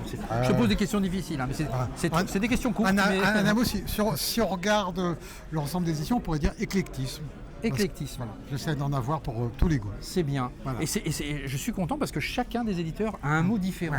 Et ça, c'est vrai que c'est pas mal. Donc, merci beaucoup, Jean-Pierre. Merci à toi. Je vais aussi juste rappeler aussi ça, parce qu'on a parlé de ça aussi tout à l'heure dans les bonus, au niveau du forum avec les bonus, et qu'il y avait aussi cet animé de Don Bluth ici, Bursby, et avec un bonus très intéressant qui a été aussi déniché. On est la seule édition au monde à l'avoir, parce que c'était archivé, c'était une archive qui était disponible en France, j'ai pas été archive. Voilà, donc personne d'autre, il y avait que Jérôme qui savait où c'était. Avec Jérôme qui savait où ça se trouvait. Donc voilà, encore une fois le travail de Jérôme Ouibon là-dessus. Merci Jean-Pierre. Et on est du côté de chez Joker Film, The Joker Films, avec Tom. Bonjour Tom. Bonjour. Voilà, un plaisir de te retrouver ici, à Paris. Première impression déjà sur le salon, qu'est-ce que tu en penses ici à Paris pour la première fois? Ouais, il était temps. Très content que cet événement puisse avoir lieu. Je pense que le timing est super en plus. Tu vois, début décembre, là on sent vraiment que les gens sont contents d'être là. On avait effectivement pas d'attente, mais parce que première édition, on se dit on arrive, on découvre. Bah oui, c'est ça. Et je pense que ce qui est marrant, c'est que les retours des gens me font un peu la même chose, c'est qu'eux aussi savaient pas trop qui allait être là, ce qu'ils allaient trouver. J'ai l'impression que tout le monde est content, on est vraiment sur du gagnant-gagnant, on a une belle affluence, beaucoup de gens qui nous disent aussi que ça manquait à Paris. Bah c'est ça. Après on a essayé nous de relayer de notre côté effectivement ce salon, et on a pu rencontrer pas mal d'abonnés aussi, donc et c'est toujours intéressant d'échanger, encore une fois, avec surtout pour vous éditeurs, avec ceux qui achètent vos éditions aussi, d'avoir ce retour. C'est ce que je leur dis, c'est que moi je fais des promos, mais en fait ils me font aussi une belle offre, c'est qu'ils me donnent des retours que je peux pas avoir autrement. Donc, exactement. On est vraiment sur le gagnant-gagnant. Voilà. 3 petites questions. La première d'entre elles, quelle est, Tom, l'édition dont tu es la plus fière cette année? C'est très difficile, mais voilà. Il faut que je change, parce que moi je vous avais parlé de Pusher précédemment, qui est quand même... qui est une magnifique édition qu'on a présentée dans la dernière vidéo Arrivage. Qui est le bébé que j'ai un peu porté ces derniers temps. On arrive à la fin d'un cycle que j'aime beaucoup, parce que c'est un cinéaste que j'ai découvert moi récemment en fait. C'est tout le cycle consacré à Yasuzo Masumura, qui est un cinéaste japonais qui est finalement assez peu connu en France. Nous on a pu le mettre en valeur parce qu'on a fait plusieurs ressorties salles de ces films, dont un cycle qu'on a fait tourner cet été. Et du coup là on a ressorti la semaine dernière les 3 derniers films qu'on a au catalogue. Donc on a 8 films en tout de Masumura. Oui. Et c'est vraiment du cinéma hyper moderne dans le propos, parce que ça parle beaucoup du traitement des femmes au Japon, du poids aussi de la société, des règles. Ça parle beaucoup de la période militaire. Il y a des périodes historiques que moi je connaissais pas du tout. D'accord. Que j'ai découvert grâce à Masumura. Eh bien, figure-toi qu'on va bientôt les présenter sur la chaîne, justement, ces 3-là. On va prendre le temps de les regarder, parce que moi ça sera une découverte également, et pouvoir en parler effectivement. Donc, c'est vraiment un cinéaste de la nouvelle vague japonaise qui a influencé pas mal de gens là-bas, et qui s'est lui-même beaucoup inspiré de ce qu'avaient pu faire les Européens dans les années 70. Ouais. Et c'est hyper intéressant de voir comment ça a infusé dans son cinéma à lui, et avec des thématiques parfois fantastiques, parfois politiques. Vraiment, il y a vraiment énormément de choses hyper intéressantes dans le cinéma de Masumura. D'accord. Un mot qui définirait The Joker film. Qu'est-ce que tu pourrais dire? J'ai demandé ça à chacun. Ouais. Chacun m'a dit un mot différent. Ok. Qu'est-ce que je pourrais te sortir pour résumer tout ça? C'est du cinéma de l'aventure, Jokers. C'est l'aventure. C'est une aventure de plein de choses, parce que c'est de l'aventure dans le cinéma qu'on propose. Moi, j'ai toujours l'impression que on raconte des histoires non seulement avec les films qu'on a, mais avec les cinéastes entiers avec lesquels on a envie de travailler. C'est des relations de longue date maintenant. Ouais. C'est des aventures communes, tu vois, avec Bong Joon-ho, avec qui on travaille depuis très longtemps. Bien sûr. Avec Wong Kar-wai évidemment aussi, qui est vraiment un cinéaste qu'on suit depuis le début. Et c'est des belles aventures du coup qui se poursuivent. Ouais. Puis c'est des aventures aussi en salle, parce qu'on travaille aussi les films en salle. Il y a des aventures de la salle à la vidéo. Oui, j'ai une question par rapport à ça, parce que le Festival de Gérardmer, on a vu Exhuma. Absolument. Ah oui. Voilà. Ouais. Mais où est passé Exhuma en support physique? Alors Exhuma malheureusement a été très... Moi j'adore le film, vraiment. Moi aussi, c'est pour ça que la dernière fois j'ai oublié de te poser la question. Donc là j'y pense, je me suis noté. En fait il n'a jamais réussi à le positionner sur la salle. Post-Gérardmer, c'était très compliqué de mobiliser les exploitants sur un cinéaste qu'ils ne connaissaient pas, une proposition de genre qui pour le coup moi je trouve a un vrai potentiel. Mais c'est évidemment que c'est des films incroyables. Exhuma, c'était une belle expérience de cinéma. Exhuma, moi c'est un des projets sur lequel j'ai envie de travailler en 2026, mais j'aimerais bien pouvoir le positionner autour d'un événement, une actualité, quelque chose de fort qui fait que le film va être un peu relancé et pas disparaît en DTV, comme j'ai pas envie de définir cette carrière-là. Bah oui. Du coup il y a plein de pistes, j'aimerais bien soit m'associer avec soit une plateforme qui donne de la visibilité et proposer l'édition physique à côté, faire de la préco. J'attends aussi que notre site soit relancé. Oui. Parce qu'on a le Joker Shop qui est en chantier. Oui, c'est vrai qu'il est un peu en chantier, donc vous inquiétez pas, ça va. Il arrive. Oui, il arrive. Il arrive en 2026, il sera actif, c'est sûr. Oui. Et donc moi je pense que soit ça passe par une campagne de précommande pour faire vivre un peu l'édition, voir un peu ce qu'on peut en faire, les contenus aussi, et en tout cas, moi, je suis d'accord avec toi. En tout cas, il y a un vrai potentiel, effectivement, sur ce genre de film. En tout cas, nous, ce sera un plaisir d'en faire le relais, parce que, effectivement, Exhuma nous avait bien plu à Gérardmer. Donc, voilà, on y retourne d'ailleurs cette année, enfin, le début d'année prochaine, du coup. Okay. Je pense que Exhuma, ça pourra aussi faire l'objet de... Mais soit d'une collection qu'on intègre à autre chose. Je pense qu'on pourrait consacrer, possiblement, un volet à... l'équivalent de la J-Horror, mais la K-Horror, tu vois, c'est ça. Il pourrait trouver... moi j'adore ce genre de film. Mais il faut qu'on ait une ligne éditoriale aussi là-dessus. Oui. Une fois qu'on aura trouvé le bon modèle, moi Exhuma, il fera évidemment partie des... Bon, voilà, on va croiser les doigts pour toi en tout cas, effectivement, de nous faire une belle édition avec ça. Ça sera un plaisir de la relayer. Dernière question, une anecdote en tant qu'éditeur, sur tout ton parcours d'éditeur. En fait, j'ai aussi la chance...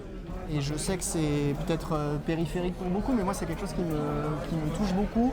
C'est tout le rapport au cinéma frais, parce que j'ai la chance de travailler effectivement avec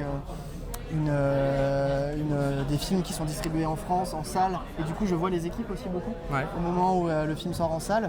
Et je pense que c'est pas une anecdote, c'est plus un positionnement que j'aime beaucoup moi en tant qu'éditeur à la fois de patrimoine et de nouveauté. Oui. C'est de voir à quel point c'est important pour notre public aujourd'hui, et on le voit aujourd'hui à quel point ils sont attachés à nos produits.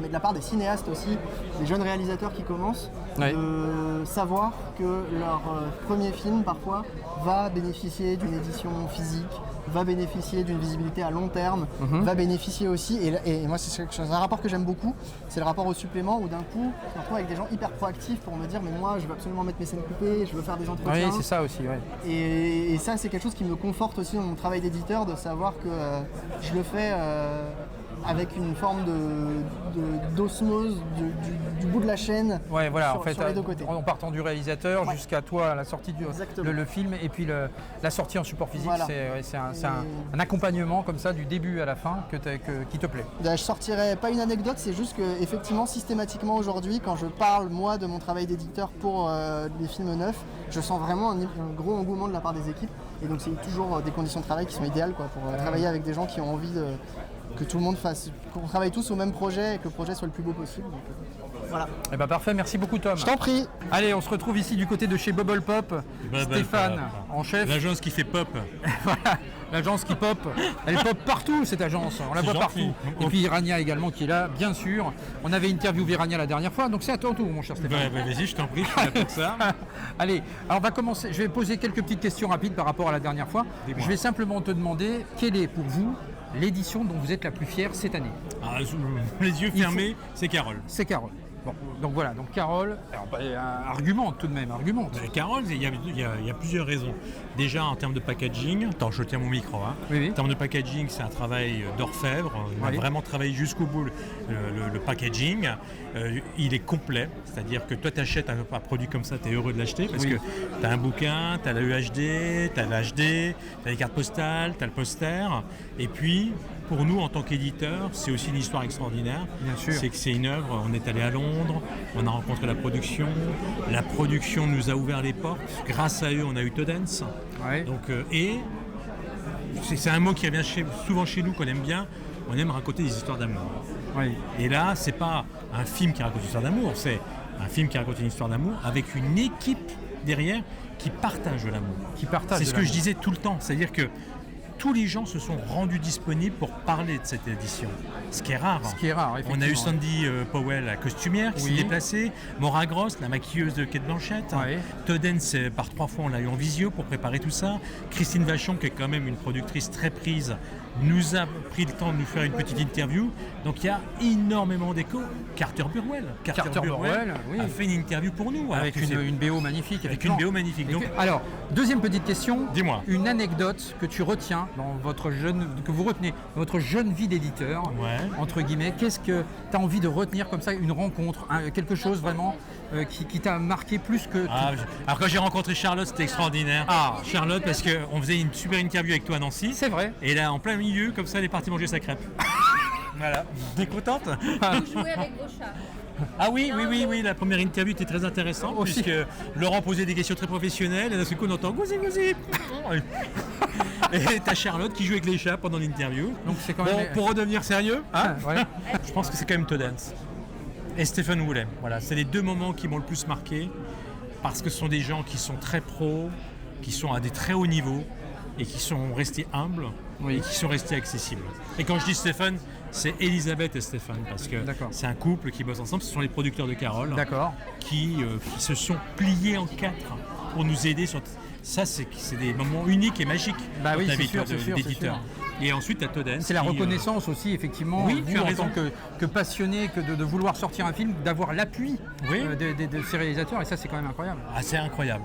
Et Todens, tu sais, il est resté 1 heure avec nous en visio, et Todens, à la fin, me dit écoute, Stéphane, si tu as d'autres questions, je reste disponible pour toi. Stéphane et Rania, en l'occurrence, parce qu'on était les deux à faire l'interview. Oui. Voilà. C'est quand même Donc beau. Ça, c'est des moments qui restent gravés à jamais. There are no accidents. And everything comes full circle. No explanation I offer will satisfy you. You seek resolutions because you're young. But you will understand this one day. Carol, I miss you. Un dernier mot. Je t'en prie. Je sais quel mot tu vas me dire, mais un mot qui définirait Bubble Pop. Tu vas me dire pop? Bah oui, pop quoi. Pop un jour, pop toujours. Voilà. Pop un jour, pop toujours. Voilà. Donc effectivement, c'est toujours le plaisir effectivement et l'appétence. Pop culture sous toutes ses coutures. Sous toutes ses coutures. Franchement, si on peut faire un Bowie, on fera un Bowie. Pour moi, c'est le roi de la pop, Bowie, tu vois. Et la musique et cinéma dans notre ADN, c'est important. Oui. Donc on est vraiment, il faut faire vivre la pop. Parce que la pop aujourd'hui, c'est un outil. Enfin, quand je dis un outil, excuse-moi, non, C'est un message, c'est une manière de communiquer et de transcender la culture. Évidemment, puis à travers aussi une communauté de passionnés qui achètent aussi vos éditions. Tu sais, aujourd'hui, j'étais là derrière le stand et je vois les gens qui viennent vers nous.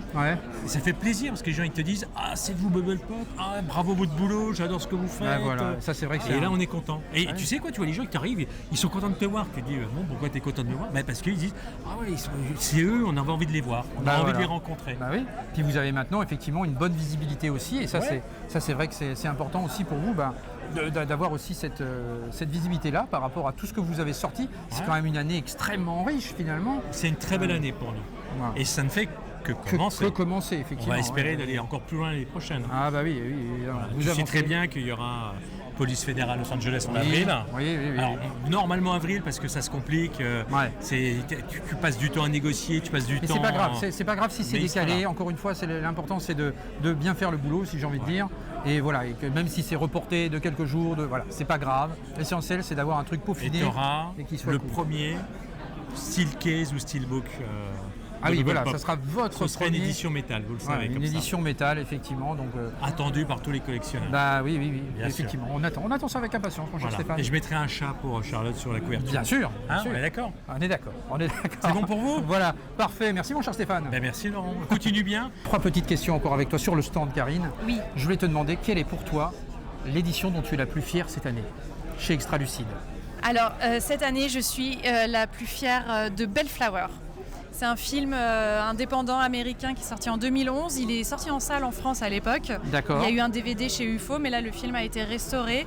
On le ressort dans une nouvelle copie. Et pour les bonus, on a réussi à collaborer avec les acteurs du film parce que le réalisateur ne veut plus du tout s'exprimer sur son cinéma et tout ça. Et en fait, les acteurs nous ont mis à disposition des heures et des heures de rush, de making-of, de tournage, de coulisses du tournage, des photos. On a un super livret et l'édition est complètement folle.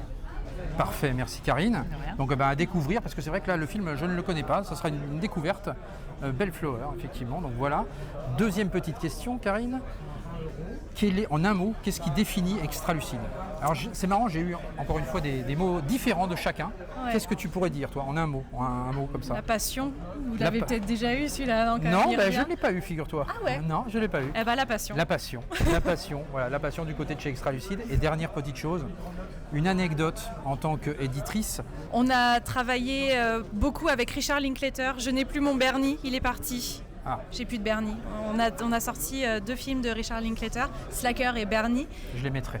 Et donc on a rencontré Richard Linklater 2 fois à Paris, il est vraiment adorable. Et pour Bernie, l'acteur principal c'est Jack Black. D'accord. Et on a pu faire un zoom avec Jack Black. Oh, c'est incroyable ça. Et voilà, je pense que c'est un de mes meilleurs souvenirs. Je viens de croire. Effectivement. Eh ben merci Karine. Merci à toi.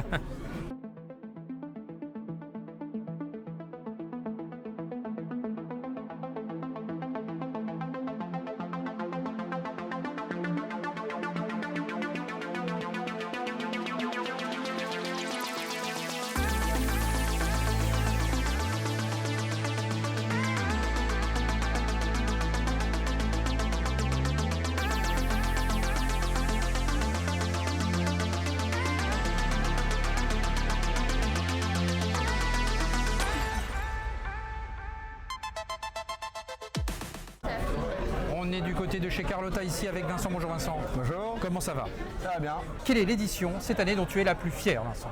Si tu as une édition à ressortir cette année, que serait-elle? Alors, on est fiers de toutes nos éditions. Là, j'en vois, il y en a plein. On va dire celle que je pourrais garder comme ça, mais je te dirai demain autre chose. C'est Bahubali de Rajamouli, film indien. Puisque c'est... Il est là, Bahubali. Il est là. Film indien incroyable qui est une énorme fresque, saga en 2 parties de 2 fois 3 heures. D'accord. Et qui est un film qui en fait aujourd'hui très peu de films indiens sortent en support physique. Oui, parce que pour eux tout part en dématérialisé, la salle, ça disparaît, etc. Et rien que réussir à obtenir les droits, c'est un vrai challenge. Et c'est un projet qu'on a depuis longues années de faire exister ce cinéaste-là, Rajamouli. Et on va avoir d'autres sorties l'année prochaine, c'est le premier. Donc c'est un peu une vraie primeur. Il n'y a qu'au Japon que c'est sorti en physique. Ah oui, donc c'est pas rien. D'ailleurs, on voit beaucoup d'éditions de films japonais, et effectivement peu d'indiens finalement. Peu d'indiens, parce que c'est pas simple, c'est compliqué en termes de droits, matériel, etc. Donc pour prendre une édition à laquelle on est attaché, tant le film que aussi le fait de le faire exister en support physique, c'est celui-là. D'accord.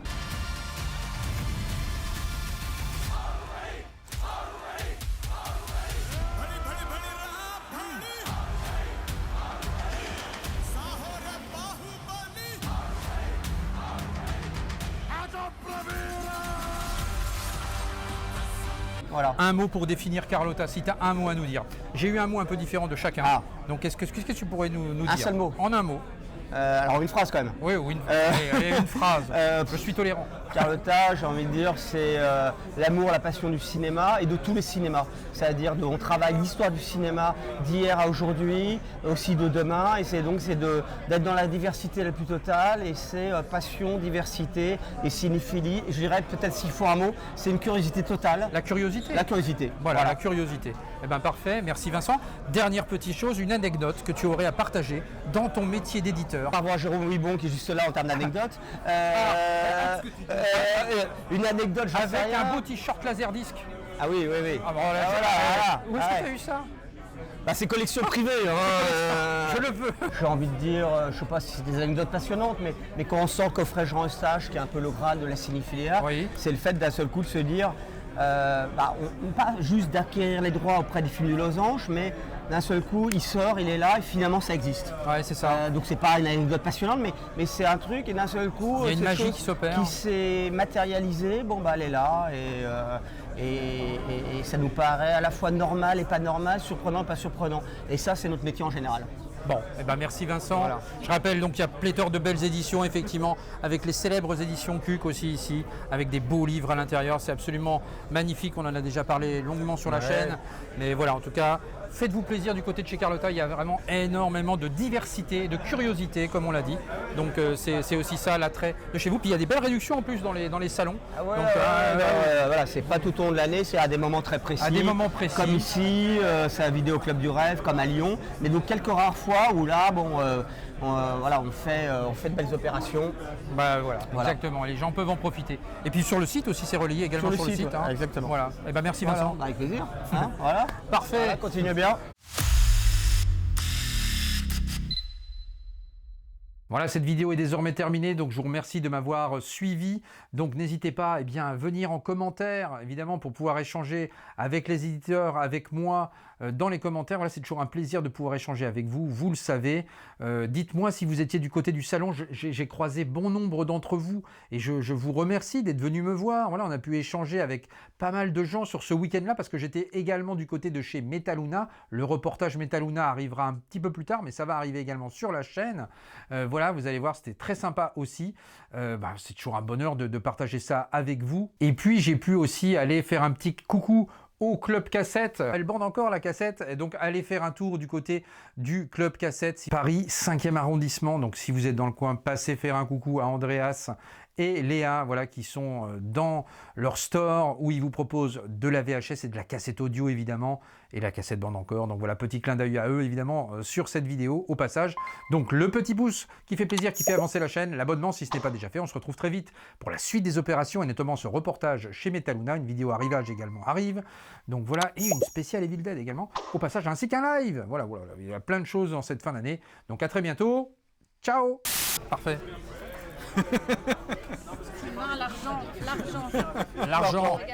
L'argent. Vous entendez bien là ce que je dis? Oui, le son fera le montage, fait la magie du montage. La magie, oui. Du mal à vous le savez, la magie du montage. Moi je connais les perches, les machins. Voilà, maintenant il y a des petits trucs sophistiqués maintenant.